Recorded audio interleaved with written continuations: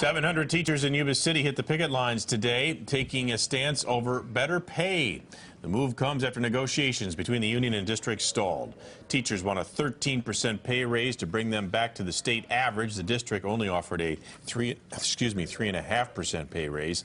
Now, district officials have hired replacement substitutes, so classes were still in session today. But we wanted to know, how is this strike affecting students outside of the classroom? CBS 13's Sharon Roger is live in Yuba City tonight, getting answers. Sharon.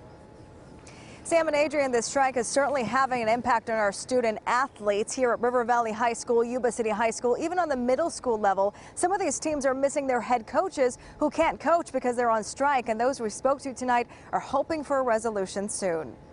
It's weird playing without our coach because she's like a rock, and it just like, I don't know, it's like we're missing a part of us. For Ella and her fellow Yuba City High School JV volleyball team, the ramifications of the teachers' strike is having an impact on the court.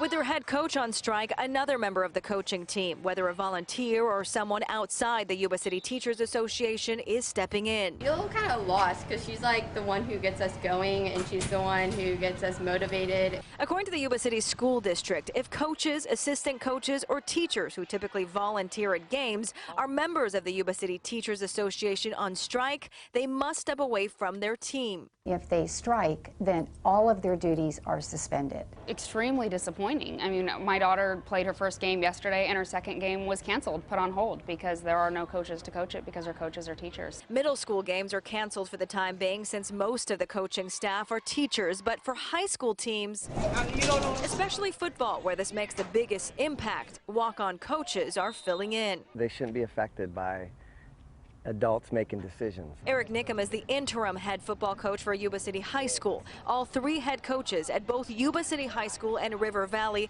aren't able to coach their teams. I was asked if I'd be willing to take the responsibility on and make sure the boys have an opportunity to play. It's really about the kids, that things stay as normal as possible. But for these students having to deal with the stress and impacts of the strike in the classroom, these extracurricular activities are their outlet, and they're hoping to get their season back on track. I'm hoping that this all gets resolved and we have our whole team back.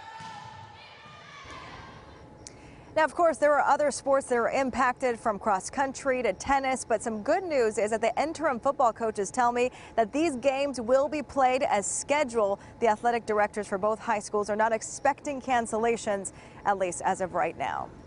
An unfortunate domino effect. Everyone certainly hoping they can resolve this soon. All right, Sharon Roger reporting live.